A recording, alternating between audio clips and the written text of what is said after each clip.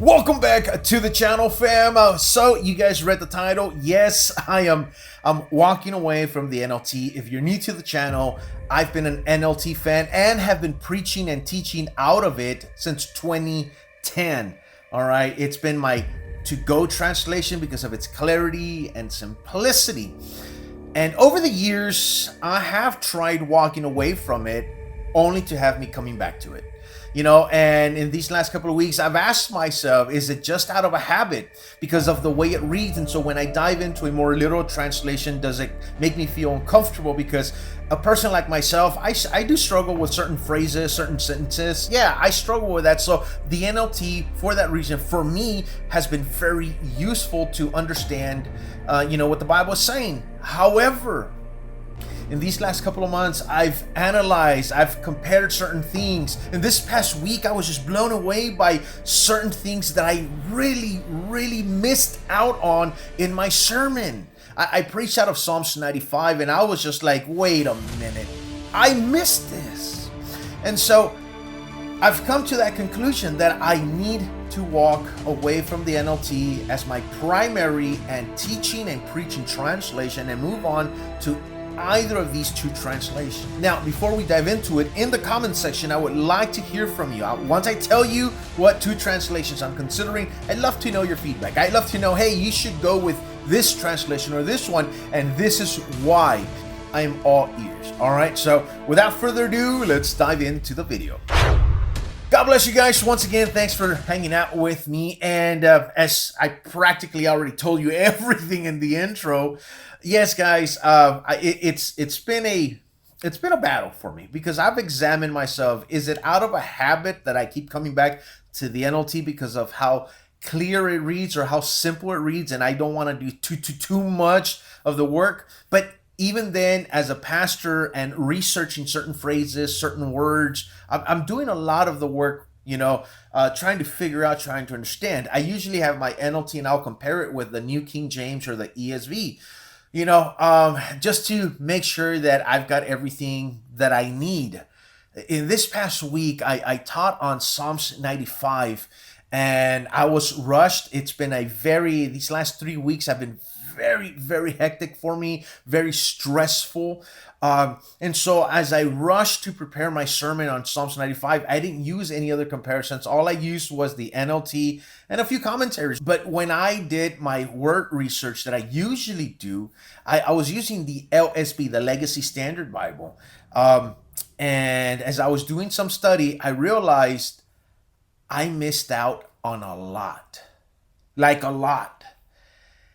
And I'm like, wait a minute, this isn't right, man. Like, how in the world? Like, I used certain words to compare between the NLT and the Legacy Standard Bible, and I'm like, wait a minute. Why? I mean, I understand that the NLT still gets the point across, but in that process of getting the point across, you missed out on a lot of the meat, per se, for the lack of a better word. You missed out on a lot of the real good stuff. And so this week, I'm studying for Psalms 42. And in Psalms 42, verses 1, I see the word panting in the ESV or in the Legacy Standard Bible. And so in the NLT, the word that is used there is the word longing. Two different words. You might say it carries the same meaning, but it doesn't. Not really. And I'm going to tell you why. Look, I'm going to read something to you, and then we're going to dive into more of this video. Look, the word pant conveys a deer fleeing danger, dehydrated, mouth open, heaving for air and water, immediacy. Panting is a physical response to stress and survival. It's involuntary, intense, and even painful. Panting can be exhaustion. It's the image of a collapse unless needs are met. Now, take that all in. Take all that in the word panting. In Psalms 42, all right? Longing, which is what the NLT uses, the word longing is, and I quote, more of a cerebral or emotional. It's less urgent. One can long for something for years, even wistfully. Not embodied. It stays in the realm of fleeing, but not survival. Just by that alone, you are really missing out so much on just that one word, panting. As a deer pants for water, right? You're missing so much. The image is of a deer that's fallen, dehydrated, needing water to survive. I need water. He's exhausted. And when you read longing, it's not as intense.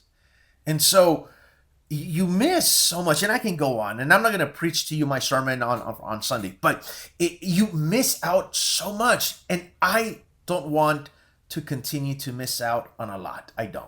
And so because of that, I decided I'm going to move. The NLT will be my secondary translation, as I mentioned. It will continue to be my secondary translation. But my primary translation that I want to focus on, and I want to read the Bible through it as many times as I can, and study and preach and teach out of, I'm bringing it down to either the Legacy Standard Bible, which I have right here, the PPR, or it's going to be the ESV. Either of these two. Now, I know that the ESV is popular. I've noticed that a lot of people are walking away from the ESV as well because of the changes that are coming and so forth. The Legacy, it's less popular, but it's a very literal translation. The Legacy Standard is done by a team under one of my favorite Bible teachers ever, Dr. John MacArthur. We may not agree on everything, but he is a man that I have learned so much from. So in the comment section, I would love to hear your feedback. Which one do you recommend for me to go with? Do you recommend for me to stick to the Legacy Standard Bible, preach out of this, study from this, learn as much as I can, and preach and teach the gospel every Sunday from this? Or should I go with the ESV and teach and preach and share the gospel out of the ESV? Which one do you guys think? I would love to hear your feedback. I love the NLT, don't get me wrong. It's always going to have a special place in my heart, but I think it's time that I move on. With that being said, God bless you guys. Take care, and I'll see you in the next one.